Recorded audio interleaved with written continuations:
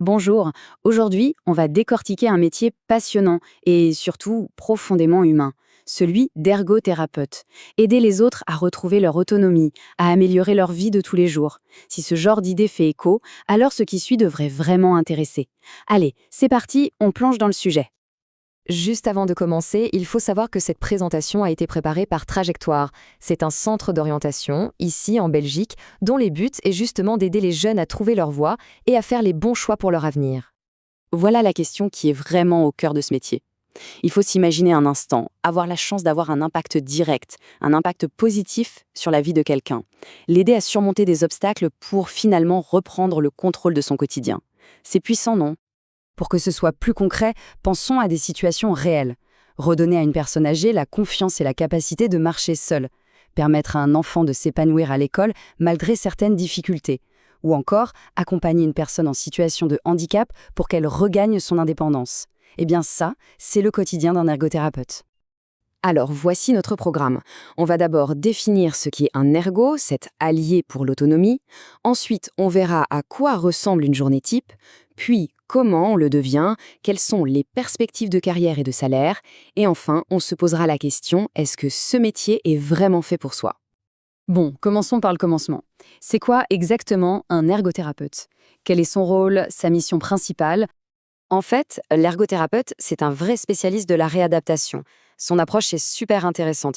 Il ne se concentre pas juste sur la maladie ou le handicap, mais sur l'impact que ça a sur la vie de tous les jours. S'habiller, manger, travailler, se déplacer. L'objectif, c'est toujours le même, retrouver l'autonomie et le bien-être. Ok, la théorie, c'est bien beau, mais passons à la pratique. Concrètement, ça se passe comment une journée d'ergo, du matin jusqu'au soir? Le quotidien est hyper varié, c'est ça qui est génial. Il y a toute une partie analyse, presque de l'enquête, une partie conception où il faut être super créatif pour adapter des objets, une partie rééducation, très humaine, et bien sûr on ne travaille jamais seul. La collaboration avec les médecins, les kinés, c'est essentiel. Sans oublier un peu de paperasse, évidemment. Et tout ça, ça donne des journées bien remplies. Généralement, le matin, c'est le moment des séances avec les patients. L'après-midi est souvent plus calme, dédié aux réunions, au suivi des dossiers. Et le soir, hop, on prépare le lendemain et on continue de se former. C'est un métier où on n'arrête jamais d'apprendre. D'accord, le métier a l'air passionnant. Mais comment on y arrive? Quelles études il faut suivre? Et surtout, quelles sont les qualités qu'il faut avoir? En Belgique, le parcours est assez clair. Tout commence par le fameux CES.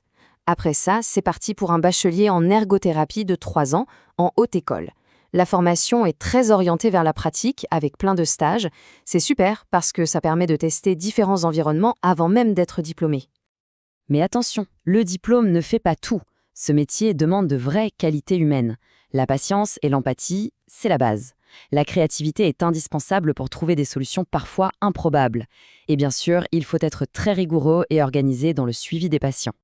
Si, en entendant cette liste, on se dit « Ah, tiens, ça me parle », c'est peut-être un bon indice. Mais pour aller au-delà de l'intuition, le site de Trajectoire, donc Trajectoire avec un K, propose un quiz gratuit. C'est un bon moyen d'analyser ses points forts de manière un peu plus objective. Allez, maintenant, parlons un peu plus concret. La carrière, les débouchés et bien sûr la question du salaire. Premier constat, c'est une profession où l'on trouve une majorité de femmes, à 80%. Mais attention, ça ne veut rien dire. Les hommes y ont évidemment toute leur place et sont d'ailleurs de plus en plus nombreux à choisir cette voie. Et voici une excellente nouvelle. Les perspectives d'emploi sont vraiment bonnes. Le métier connaît une croissance de 4% par an. Avec le vieillissement de la population et des besoins en rééducation qui augmentent, on peut dire qu'il y a du boulot pour les années à venir. Côté salaire, pour donner une idée, un débutant démarre autour de 2 800 € bruts par mois. Et puis avec l'expérience, l'ancienneté, ça peut vraiment bien évoluer jusqu'à dépasser les 5 000 € en fin de carrière. Ce témoignage de Chloé, une jeune ergo, résume parfaitement l'état d'esprit. Oui, c'est un métier exigeant, mais la satisfaction de se sentir utile, de voir concrètement les progrès des gens, ça n'a pas de prix. On arrive à la dernière partie et peut-être la plus importante. Le moment de se regarder un peu dans le miroir pour savoir si ce métier peut vraiment nous correspondre. Pour faire un choix éclairé, il faut être honnête et regarder les deux côtés de la médaille. D'un côté, on a un métier qui a un sens incroyable, qui est varié, avec de bons débouchés. De l'autre, il faut être prêt à gérer une charge émotionnelle et physique parfois lourde, pas mal d'administratifs et un salaire de départ qui est correct, mais pas mirobolant. Voici une première bonne question à se poser. Est-ce qu'on aime bidouiller, trouver les solutions système D, Adapter un objet, repenser un espace pour que ça fonctionne mieux? Est-ce que ce genre de casse-tête est stimulant? Et une deuxième question, tout aussi fondamentale. Comment on réagit face à la frustration de quelqu'un, à la lenteur des progrès ou même à la détresse? Cette capacité à rester calme, positif et encourageant, c'est vraiment une compétence clé. Se poser ces questions, c'est la première étape, et c'est une excellente chose. Mais il faut être lucide. L'intuition seule, parfois, elle peut nous jouer des tours. Pour un choix aussi important qu'une orientation de carrière, c'est toujours mieux de confronter ses impressions à une analyse un peu plus solide. Et c'est là que des outils peuvent vraiment aider. Pour passer de l'info à l'action et pour vérifier si ce métier colle vraiment à sa personnalité, la meilleure chose à faire, c'est d'obtenir une analyse objective. Le quiz gratuit sur trajectoire.be, je le répète, trajectoire.be, il est fait pour ça.